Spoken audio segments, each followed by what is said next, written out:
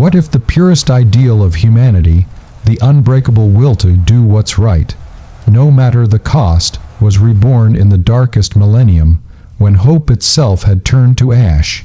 In the far future, there is only war.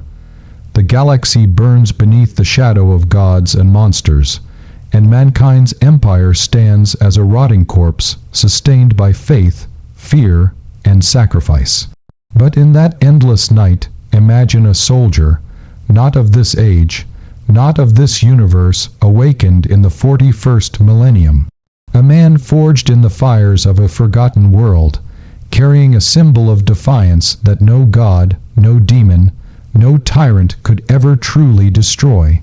They called him the Captain, not for rank, not for glory, but because he refused to kneel, even to the Emperor himself. Stay with me until the end of this tale, and you'll uncover how one man, a relic of another time, stood between extinction and salvation. Because by the time this story ends, you'll understand why Captain America, yes, that Captain became the most dangerous legend the Imperium ever tried to erase from its own history. The galaxy had already forgotten the sound of freedom. The word itself had become heresy, whispered only in the dark between battles. Humanity was chained to its own survival, a billion worlds screaming in the name of the Emperor, blind to the corruption eating them alive. The Imperium did not need heroes anymore. It needed obedience, but the warp is cruel, and sometimes it delivers ghosts. He arrived not with thunder, nor in flame, but frozen in time. A stasis capsule drifting on the edge of segmentum obscurus, caught in the gravitational wake of a dying star. The Mechanicus found it first, of course. They called it a relic from the dark age of technology, sealed and encoded with Terran scripts no servitor could decipher. Within lay a man, pale, scarred, wrapped in armor of blue that bore an ancient symbol, a star within a circle. The Magos who uncovered him called it an anomaly. The Inquisition called it heresy. But when the capsule opened, the galaxy remembered what courage looked like. His first breath in 40,000 years was not a gasp of confusion, it was a vow. He awoke in a world without freedom, where loyalty was worshipped and truth was forbidden. But he still carried his shield, a weapon that had defied gods once before, and a memory of a world where men fought for the right to choose their own fate. And that was the beginning of the Imperium's greatest secret. Because before long, this man, this soldier out of time, would be hunted by the Inquisition, feared by the Astartes, and whispered about even in the halls of Terra itself. Some called him a saint, others a demon of rebellion. But none could deny one thing. For the first time in 10,000 years, the Imperium had seen something it could not control, a man who still believed in freedom. And the moment that belief ignited in the darkness, the galaxy began to change. They took him in chains. When the stasis chamber opened and the man they called the Captain stepped into the light of a decaying Imperium, the first thing he saw wasn't the stars, it was the muzzle of a bolter aimed at his head. The Inquisition wastes no time with questions. A man appearing from nowhere, carrying relics of the old earth, marked with symbols of a forgotten age. That was enough to damn 100 worlds. They dragged him to a fortress, monastery orbiting a dying sun, where the shadows whispered and the air itself reeked of incense and fear. He said nothing as they stripped him of his armor, nothing as they burned his flesh with purity seals and holy oils. But when they demanded his name, he looked up through blood and ash, and answered in a voice that cut through the silence like a blade. "I'm Captain Stephen Rogers, United States Army." The interrogator blinked, the servo. Skulls around him clicked, recording every word. The data meant nothing. There were no United States, anymore no Earth, as it once was only Terra, the throne world of a dead god, king. His name was an echo from a time the galaxy had deliberately forgotten. But that answer, calm, defiant, and utterly foreign, planted a seed of fear. The inquisitor assigned to his case was Lord Severian Holt of the Ordo Hereticus, a man known for burning entire hives to ash at the faintest whiff of heresy. Yet even Holt hesitated before this relic of humanity's past. You claim to serve humanity, yet you carry symbols not of the Emperor, but of a star. The captain's reply was simple. Where I come from, that star stood for the people, not for the man who ruled them. That single sentence was heresy enough to doom him. Yet instead of an execution order, Holt gave another command: keep him alive. Perhaps he wanted to understand the anomaly. Perhaps he feared that destroying the captain would bring some greater curse. Or perhaps, though he would never admit it, something in those words stirred an echo of guilt in him, the faintest remembrance of the man he might have been before the Imperium stole his soul. Weeks passed. The captain remained imprisoned, studied, questioned, starved, and beaten. They demanded his allegiance to the Emperor. They demanded confession. He refused. They called him mad, a deluded remnant of a lost era. Yet the servitors and guards who watched him began to whisper in secret. They said when he spoke, his voice made them remember things: the taste of rain, the sound of laughter, the idea that men once fought for something other than survival. One by one, even the Inquisition's own began to listen. Until one night, when Holt entered the cell and found him standing before the symbol carved into the stone wall, the ancient star within the circle, scratched by bloodied fingers. "Why do you fight?" Holt demanded. "You are alone. Your world is gone. Your ideals mean nothing here." The captain turned slowly, his eyes sharp with that unbreakable, impossible fire. "Because someone has to remind you what we were fighting for." And at that moment, something changed in Holt's gaze, a fracture in the armor of faith. A doubt, a spark. Outside the cell, alarms screamed. The warp shifted. Something was coming. The galaxy had taken notice of the anomaly called Captain America. The alarms did not stop. When the fortress, monastery's warning klaxons howled through the steel corridors, the adepts thought it was a malfunction. When the astropaths began screaming, their minds shredded by visions of fire and laughter, they realized the truth. Chaos had come. The warp tore open like a wound above the dying sun, and from it poured the howling servants of the dark gods. Cultists in corrupted armor, demons of impossible form, and traitor marines whose names had been cursed since the Horus heresy. The fortress was lost before the first prayer was finished. Lord Inquisitor Holt ordered the evacuation of data archives, not people, not soldiers, but records.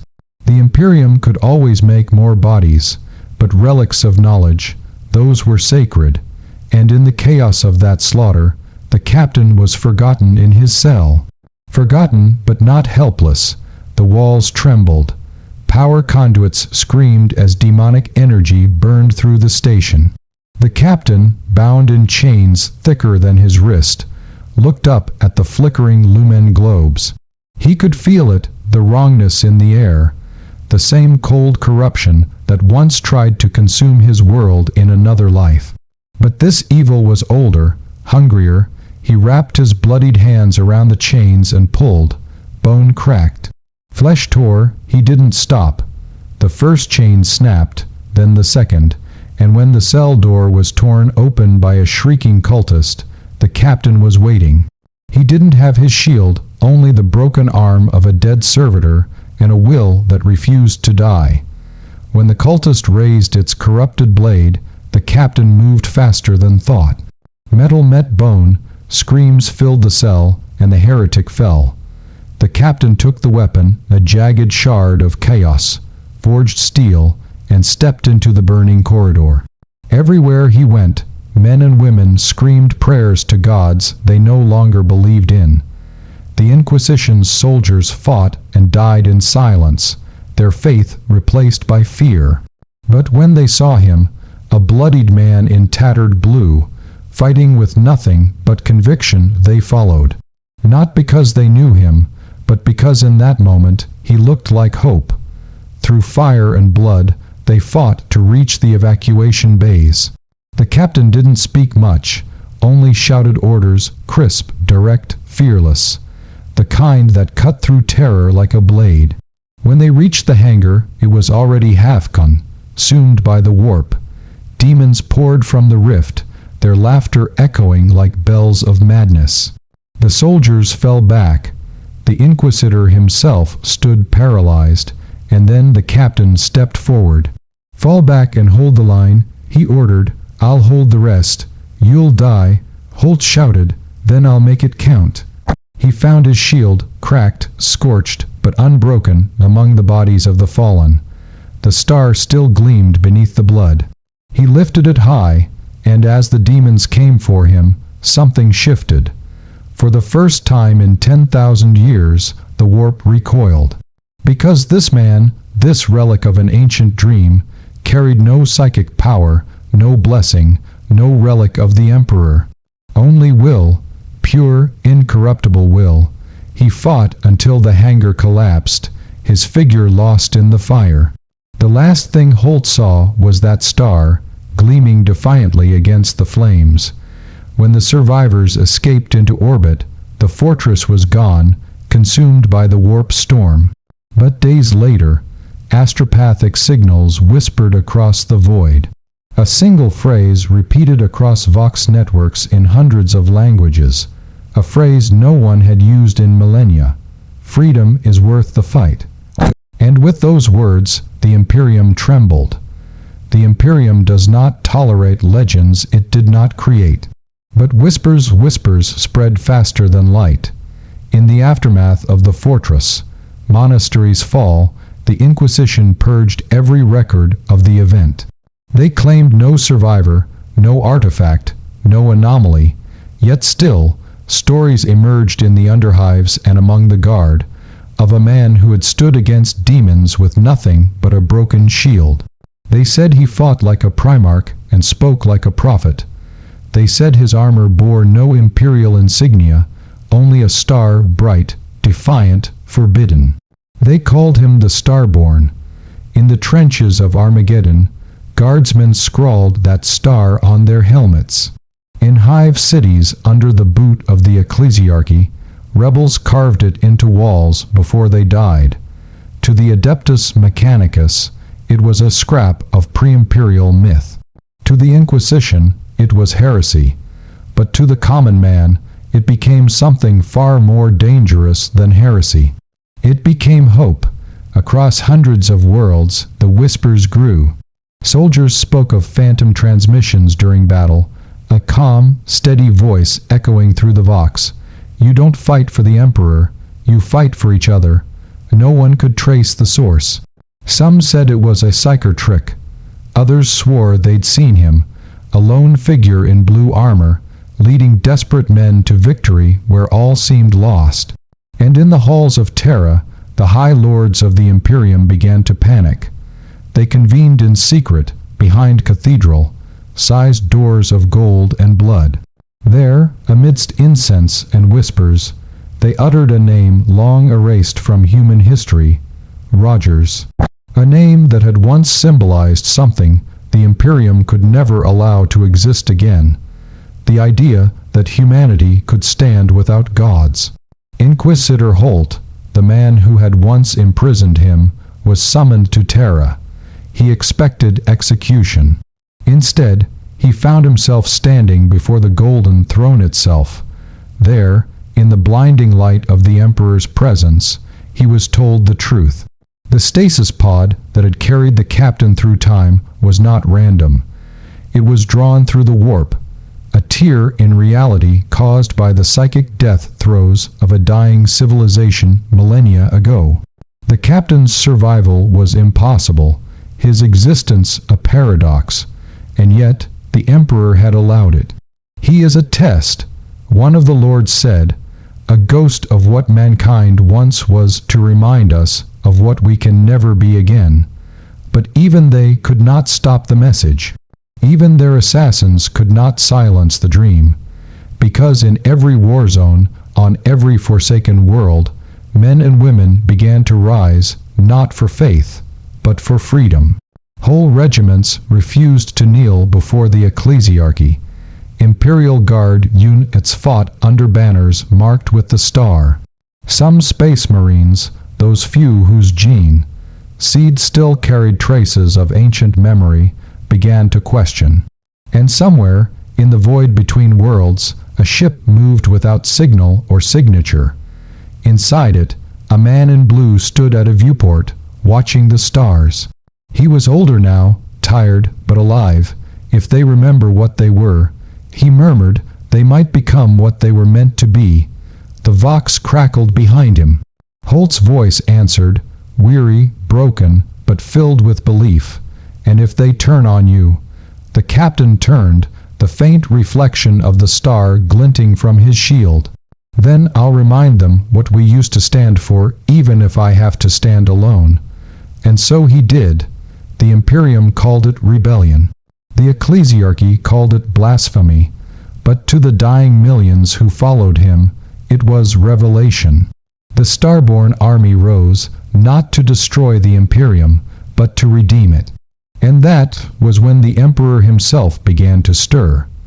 There are moments in history that fracture time itself, where destiny bends, and gods are forced to look down at the courage of men. This was one of those moments. The starborn rebellion had swept across the segmentum solar like wildfire.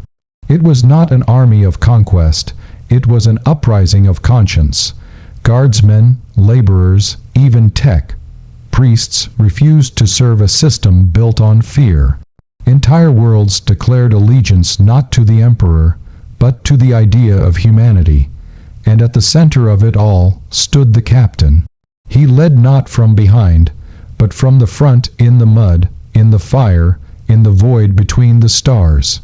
He refused to take a throne, refused to be worshipped, refused to let his name become another idol. I'm not your God, he said to them. I'm just proof that you don't need one. Those words echoed across the galaxy like thunder, and on Terra, they were heard even within the sanctum of the golden throne. For 10,000 years, the Emperor of mankind had been silent, neither living nor dead, sustained by the worship of trillions. But when the faith of those trillions wavered, when doubt replaced obedience, the warp itself shifted. The astronomicon flickered. The light that guided humanity through the void began to dim, and then, impossibly, the Emperor moved. The custodes fell to their knees in horror as the air around the golden throne trembled. Across the galaxy, psychers screamed and ships lost their bearings.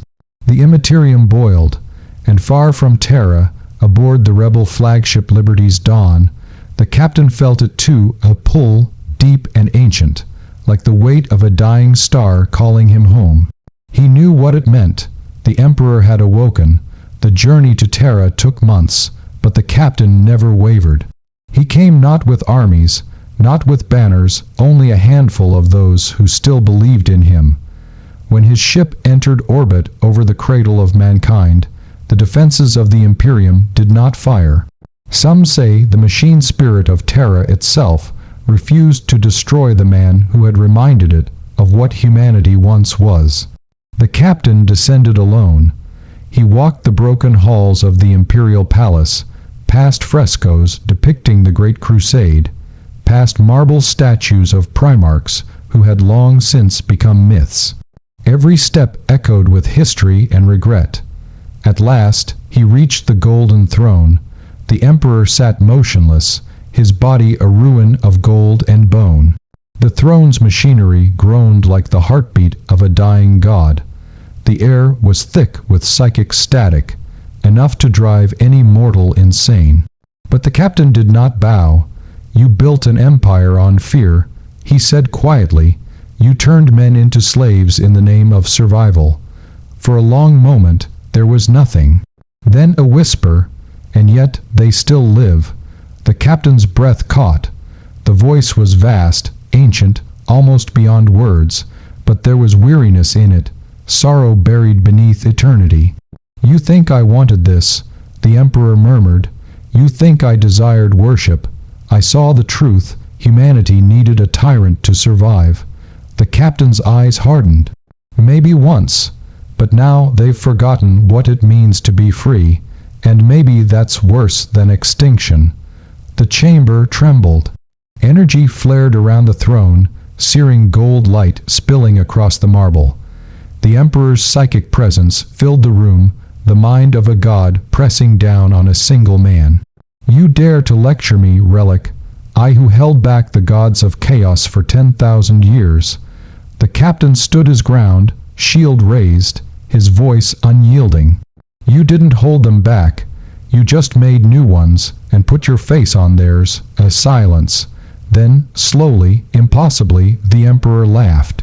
It was a sound like thunder and grief, the echo of a man who had once dreamed of something better. "You would have made a fine son," he said at last. "But you are too dangerous to live." The golden light surged. Bolts of psychic fire filled the air, burning through armor and flesh. The captain screamed, not in fear, but in defiance, and raised his shield. For a moment, just one heartbeat, that ancient star burned brighter than the emperor's own light. Then everything went white.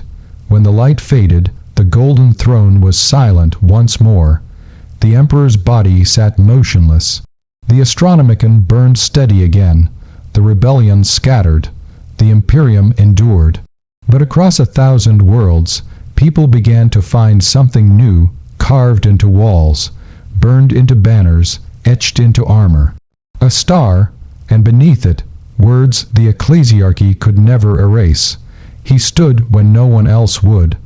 No one knows what happened to him. Some say he died in that final blaze of light. Others claim he walks the void still, carrying his broken shield across the stars. But those who believe, those who remember, swear that when the night grows darkest, when all seems lost, they can almost hear his voice, steady, unyielding, immortal. Freedom is worth the fight. 10,000 years later, the galaxy still bleeds. The stars flicker with the light of unending war.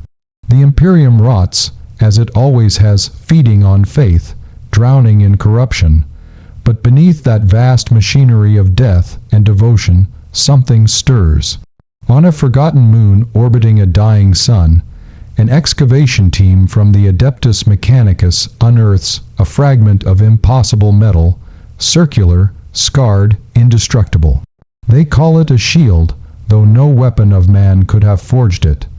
The Mechanicus study it for centuries, failing to pierce its secrets. It bears a symbol unknown to any imperial record, a 5-pointed star, still gleaming beneath the dust of millennia. And somehow, when the light hits it just right, it hums. Far across the void, in the ruins of Cadia's shattered remains, an Astra Militarum commander gives a speech to his battered regiment. His words are not from the catechisms of the ecclesiarchy. They are not praise for the emperor. They are older, simpler. You fight for the man beside you, for the chance that tomorrow might be better than today. You fight because it's right, not because someone told you to. No one knows where he learned those words, but when his army marches, they march beneath a banner painted in blue and white, the star of the captain. And in the warp, where time and reality twist together like dying stars, a figure moves through the storm. He does not age, he does not sleep. Around him, the madness of chaos recoils, unable to claim him. He walks endlessly, shield strapped to his arm, his armor scorched and cracked, eyes filled with purpose that will not die. Sometimes demons whisper his name, others they scream it, for they cannot comprehend a soul the warp cannot corrupt. He has no world, no nation, no orders, only a promise that transcends gods and empires alike. Until the last light fades, I will stand. And across the galaxy, mortals who have never seen him still feel that presence, a fleeting moment of courage in their darkest hour, a whisper that tells them to rise when all hope is lost. They say even the Emperor dreams of him now, a lone figure walking through the void, forever carrying the memory of what humanity was meant to be. A man out of time, a soldier without a home, a legend that could not be killed. The Imperium calls him heresy. The Inquisition calls him myth. But to those who still dare to dream, he is something else entirely. The captain, the starborn, the one who reminded mankind that freedom is worth the fight. And somewhere, between the ticking of the stars and the breath of the warp, the shield hums again. A low, steady note, like a heartbeat, like a promise, because legends never die. Time in the 41st millennium does not move forward, it decays. Empires do not rise, they endure, fossilized in faith and fire. The Imperium still stands, but the wound that the captain left upon its soul has never healed. It has become a memory virus, one no inquisitor, no saint, no god could ever purge. In the secret vaults beneath Terra, archivists whisper of it, forbidden day of fragments that speak of a man who defied the emperor and survived. The Ordo Hereticus burns entire data, shrines to erase it, yet every time they do, more appear. It's as though the story itself refuses to die. A word here, a phrase there, a symbol scratched into a bolter casing by a soldier who never learned why he drew it. He stood when no one else would. In the grim darkness of the far future, even hope becomes a weapon. Entire generations of guardsmen go to battle with the star etched into their armor. Some call it a sign of rebellion, others call it protection, the mark of a warrior who stood against gods. Chaplains curse it, commissars execute men for displaying it, but the symbol always returns. When a world is besieged, when chaos tears through the veil, when the sky burns, that's when the whispers begin again. The captain walks. They say that on the eve of Cadia's fall, a lone figure appeared upon the ramparts, blue armor cracked, shield raised high, standing against the tide of demons, while the last of the Imperial Guard escaped. No record remains of his death, no proof he was ever there, but the survivors swear that in that moment the warp itself faltered, not from faith, from defiance. In the centuries that follow, a new creed begins to spread among the desperate and the lost, a quiet philosophy passed from soldier to soldier, never written, never preached from pulpits. They call it the Code of the Star, stand for the weak, fight without hate, remember what we were, never kneel, simple words, dangerous words, the kind of words that terrify an empire built on obedience. The ecclesiarchy brands its followers as heretics. The Inquisition hunts them to extinction, yet they persist, appearing in every war zone, every rebellion, every hopeless last stand. They are not unified, not organized, but when they die smiling, because to them the emperor is not their savior. He is a man who forgot what the captain remembered, and somewhere, beyond time, beyond life and death, the captain still walks the storms of the warp, not as a spirit, not as a god, as something far more dangerous, a reminder. The chaos gods have learned to fear that reminder, for he cannot be tempted, cannot be corrupted, cannot be broken. They call him the unclaimed soul. They send nightmares against him, legions of demons to devour him, and still he stands. Because his war never ended. He does not fight for thrones or empires. He fights for the same thing he always has, for the heart of humanity itself. And sometimes, when the black ships carry new psychers to Terra, one among them will scream eyes wide, voice trembling, he's coming. The inquisitors will silence them, but the echo lingers. He's coming, No one knows if he ever will. Maybe the warp has swallowed him forever. Maybe the star has gone dark. But the Imperium of man lives on the edge of extinction, as it always has. And every time the light begins to fade, every time humanity forgets itself again, something moves in the dark. A heartbeat, a whisper, a single impossible sound, the hum of a shield that never broke. And then, somewhere in the void, a voice, quiet but unwavering, stand up, stand together, and fight for what's right. Because even in the grim darkness of the far future, one man's defiance can still save humanity from itself. And his name, whispered by the brave and the damned alike, is a promise that will never die: Captain America. The Starborn, the man who saved Warhammer 40K, they say truth cannot be killed. It can be buried, burned, rewritten, and forgotten, but it always finds a way back to the light. And in the heart of the Imperium, where truth is a crime and faith a weapon, there exists a forbidden tome. No author, no origin, no name, only a title, scratched into plasteel by a trembling hand, the Codex of the Starborn. It is not scripture, it is not prophecy, it is remembrance. A collection of fragments passed between prisoners, soldiers, scribes, and heretics over 10,000 years, all bearing the mark of the five-pointed star. Fragment I, the first law: a man's worth is not measured by who he serves, but by what he will stand against. Scholars who have read this line in secret have been executed for it. For in a world built on obedience, defiance is blasphemy. Yet those who survive its reading claim that these words carry weight, that when spoken aloud, something in the air changes. It is said that even servitors, mindless machines of flesh and wire, pause for a heartbeat when the words are uttered. Fragment Roman 2: the shield and the star. A shield is not a weapon, it is a promise. To the ecclesiarchy, this passage is heretical poetry, nonsense from a dead age.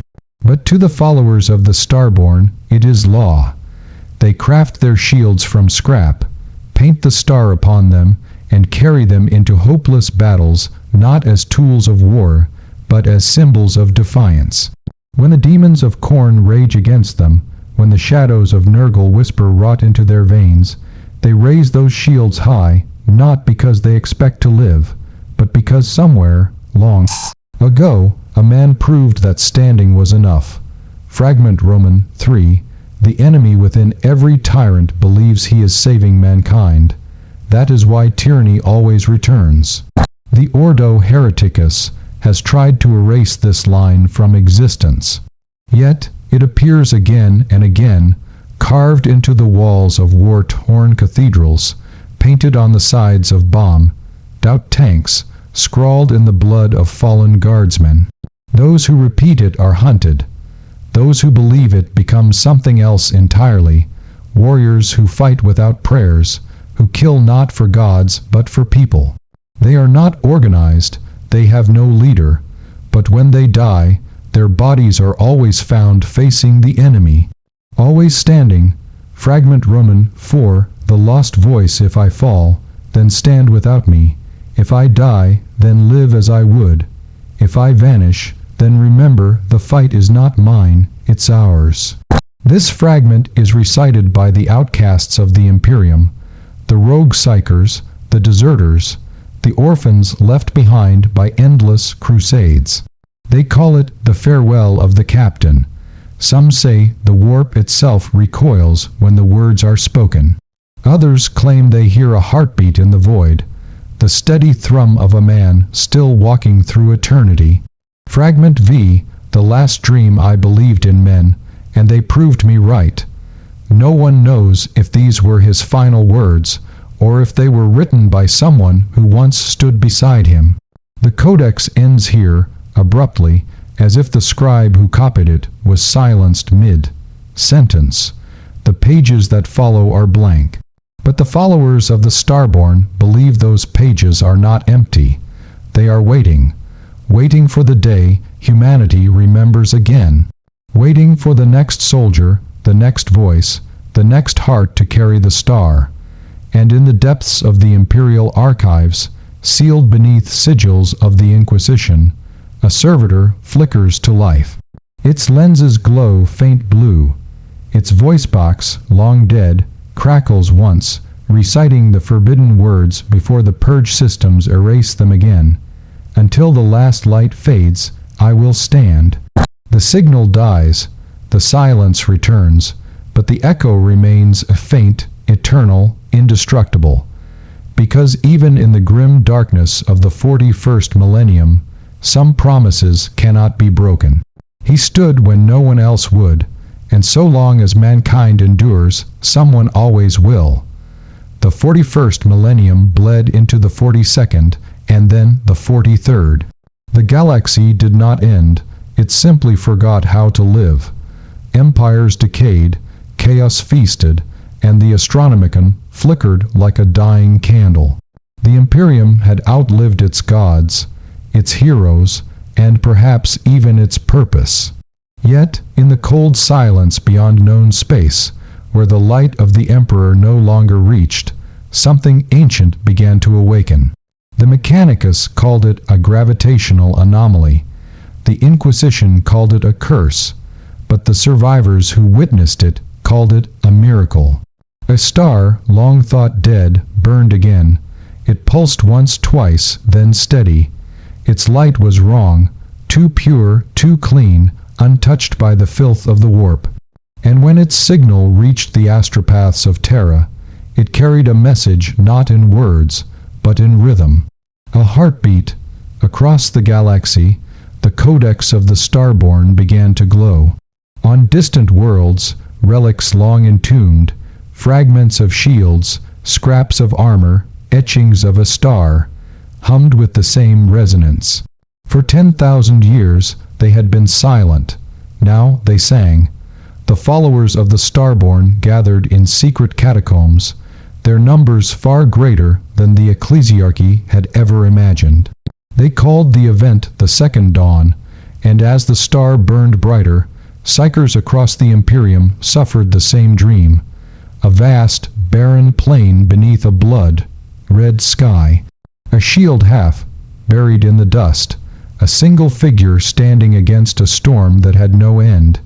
He looked older now, older than time itself, but his eyes still burned with the same impossible fire. Not yet, he whispered, they still need me. And then the dream shattered. When the dream reached Terra, the High Lords panicked. The ecclesiarchy declared the vision's heresy. The Adeptus Custodes sealed the throne room for fear of psychic contamination. But deep within the Astronomicon, something stirred. The Emperor's light flared, not in warning, not in wrath, but in recognition. The warp convulsed, a storm unlike any before it tore through the void.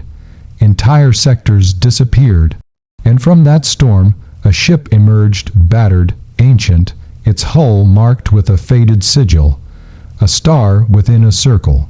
The sensors of 1,000 worlds went blind, Vox systems filled with static, and then, through the noise, a voice.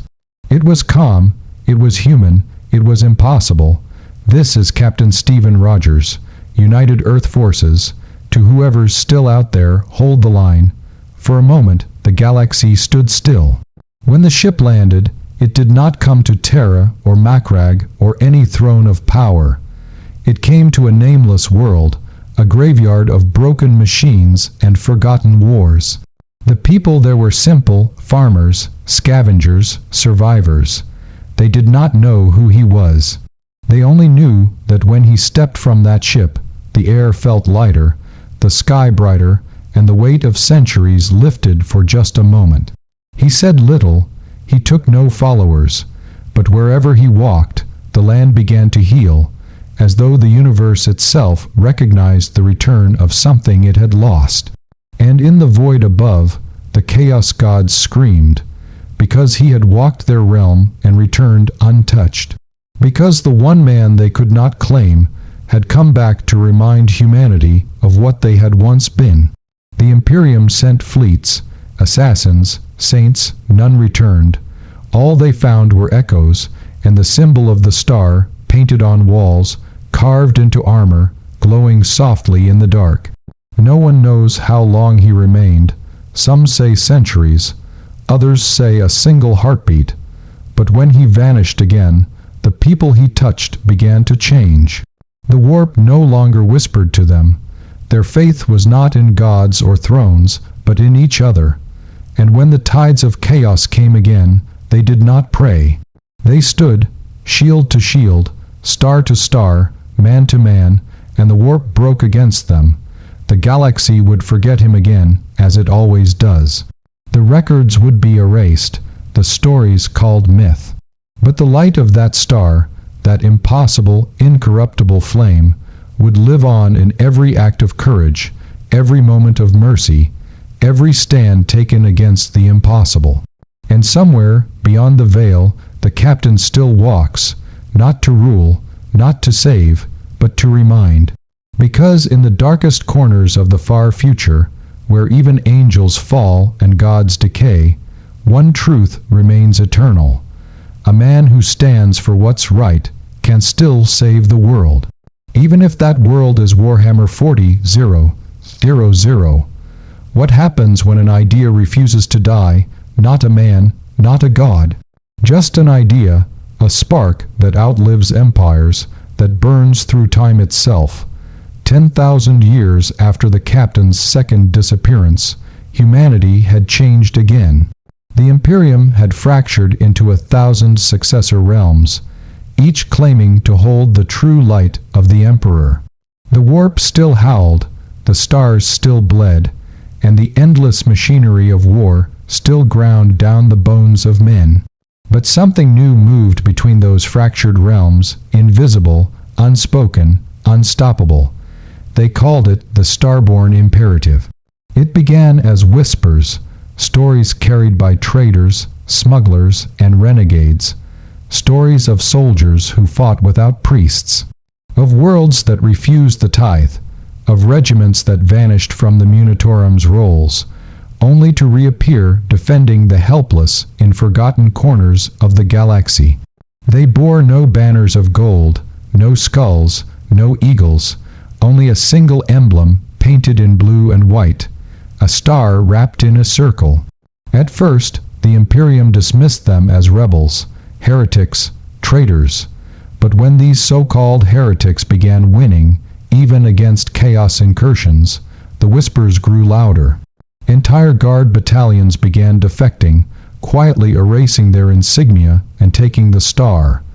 Planets once loyal to the ecclesiarchy burned their cathedrals not in hate, but in sorrow. Because they had remembered something terrible and beautiful, that before there were emperors and gods, there were simply men. The Inquisition moved swiftly. Purge fleets swept the sector.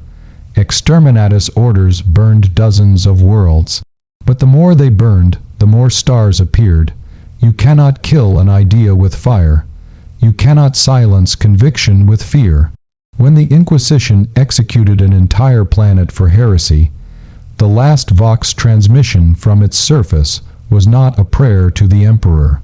It was a single phrase, broadcast across every channel in the sector. Until the last light fades, we will stand. Then silence. And a week later, 50 Imperial fleets vanished, their crews refusing orders, turning their ships toward the dead world and saluting its ashes. The symbol of the star glowed on every hull. Soon, the Imperium split. The ecclesiarchy fractured. The Adeptus Mechanicus, fascinated by the incorruptible energy signature found in Starborn. Artifacts secretly aligned with the movement. And in the void between systems, a new fleet appeared, not vast, not holy, but united. They called themselves the Freeborn. Their creed was simple: no gods, no masters, no thrones, only the duty to protect the weak, to fight tyranny in all its forms, even their own. And on the flagship, In the war room lined with relics from 1,000 fallen worlds, there hung a single shield, polished, scarred, perfect. When the captains of the freeborn gathered, they didn't pray.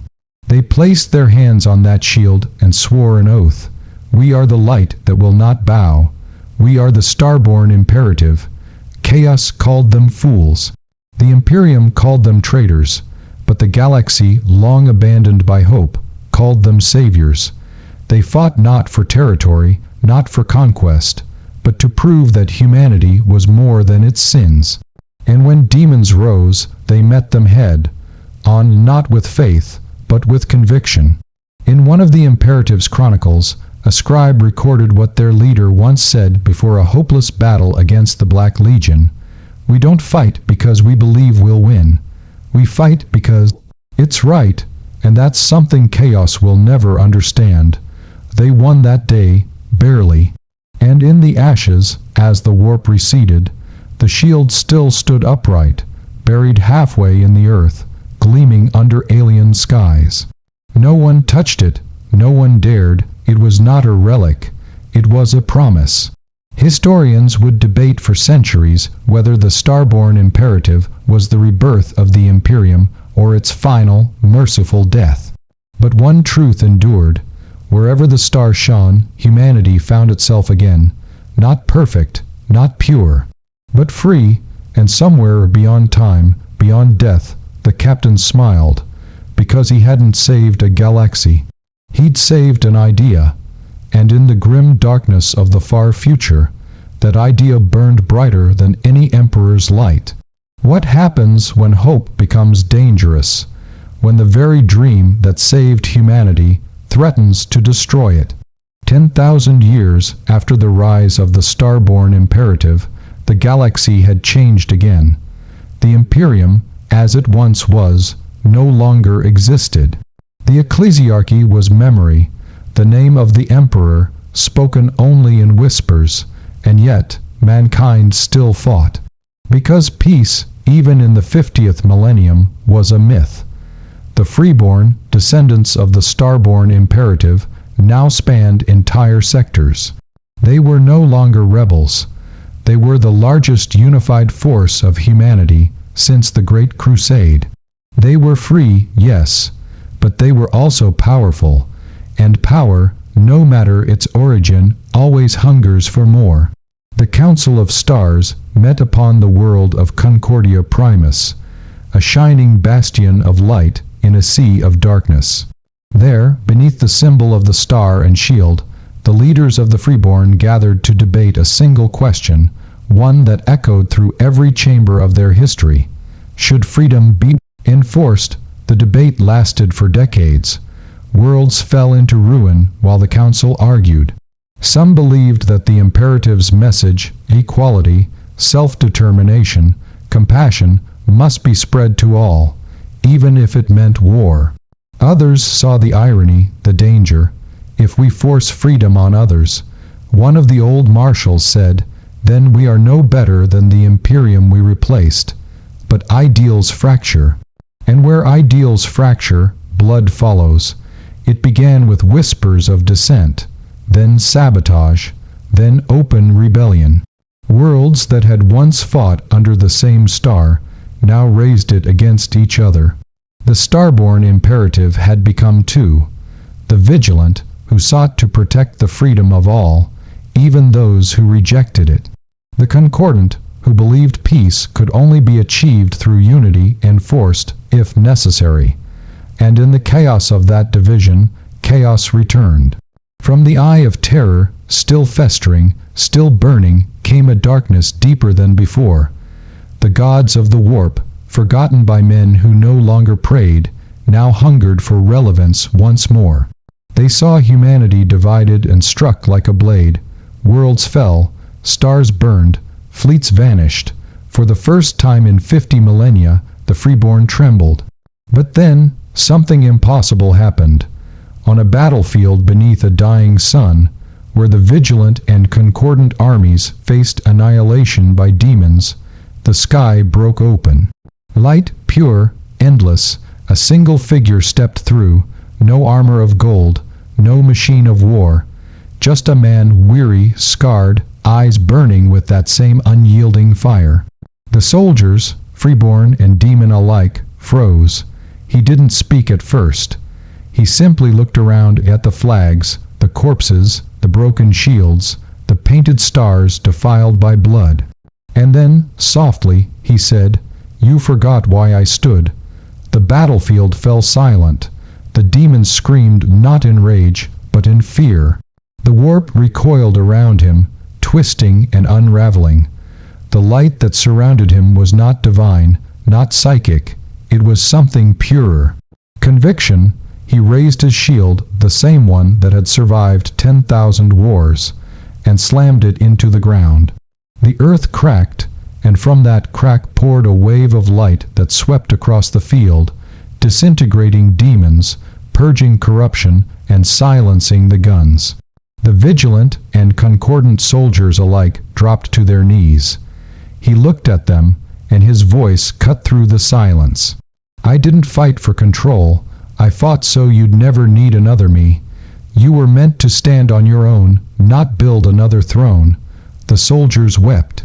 Some dropped their weapons. Others raised their hands to the light. And then, as the last echo of chaos burned away, the captain turned toward the horizon. "This was never about victory," he said. "It was about choice. Don't let it die again." And with that, the light consumed him. When it faded, he was gone. The war ended that day. The vigilant and concordant laid down their arms. No treaties were signed, no leaders crowned. Only a single monument raised upon the field, a slab of stone, carved with words that would define the next 1,000 years. To stand is not to conquer. To fight is not to rule. To live free, that is enough. The star-born imperative was reborn, not as a government, not as an army, but as a choice renewed with every generation, carried in every act of courage, every defense of the innocent. Because that was the truth the captain had always known. You cannot save humanity by ruling it. You can only save it by believing in it. And in the cold depths of space, far beyond the last habitable world, a single shield drifts, cracked, scarred, but whole. It catches the light of a newborn sun and shines once more, a beacon, a warning, a promise, because as long as someone, somewhere, remembers to stand, the captain still stands with them. Thanks for watching, subscribe my channel, and until next time.